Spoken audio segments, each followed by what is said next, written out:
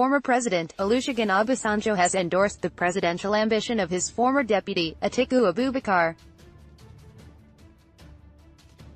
Obasanjo, who is currently in a meeting with Atiku, the People's Democratic Party (PDP) presidential candidate, and others in Abeokuta, Ogun State, declared that Atiku will defeat the incumbent president, Muhammadu Buhari of the All Progressives Congress (APC), in 2019.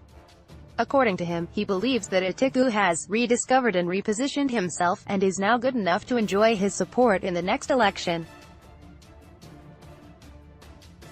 Obasanjo said, "Let me start by congratulating President-to-be, Atiku Abubakar, for his success at the recent PDP primary, and I took note of his gracious remarks in his acceptance speech that it all started here.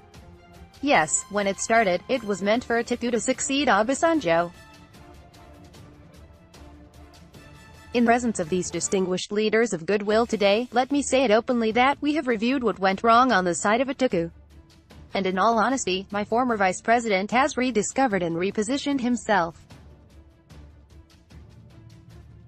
As I have repeatedly said, it is not so much what you did against me that was the issue, but what you did against the party, the government and the country. I took the stand I had taken based on the character and attributes you exhibited in the position you found yourself. I strongly believe that I was right. It was in the overall interest of everyone and everything to take such a position. From what transpired in the last couple of hours or so, you have shown remorse, you have asked for forgiveness, and you have indicated that you have learned some good lessons and you will mend fences and make amends as necessary and as desirable. Whenever or wherever you might have offended me, as a Christian who asks for God's forgiveness of my sins and inadequacies on a daily basis, I forgive and I sincerely advise you to learn from the past and do what is right, and it will be well with you. Obviously, you have mended fences with the party and fully reconciled with the party. That's why today, you are the presidential candidate of the party. In addition to appreciating all that the party has done for you, may I advise you to work together with all those who contested for the party's flag with you as a team for your campaign. There are still areas, nationally and internationally, where you have to mend fences and make amends. You will know how to handle what is already out and what may yet be put out by the opposition. But, I am convinced that if you continue with the attitude that brought you here with these distinguished leaders of goodwill, with remorse and contrite heart, the rest of the coast within and outside the country can be cleared. And if there is anything I can do and you want me to do in that respect, I will do. I am sure with the right attitude for change where necessary, and by putting lessons learned by you to work, you will get the understanding, cooperation, support and mandate, all at the national level. With Nigerians voting for you, it will mean that you secure their forgiveness and regain their confidence. It will be with the hope or assurance of a Paul on the road to Damascus conversion. After all, change and conversion are of man. I believe that with a contrite heart, change is possible in everybody's life and situation.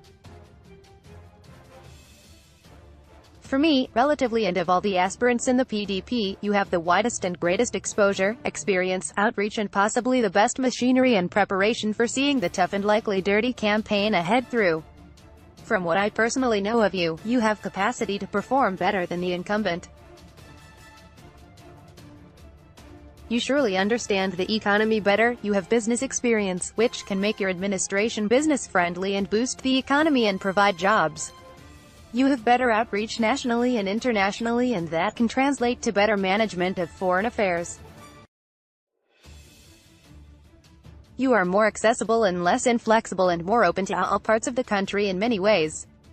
As Pastor Bakar, one-time running mate of the incumbent president, said, you are a Wazobia man, and that should help you in confronting the confrontable and shunning nepotism.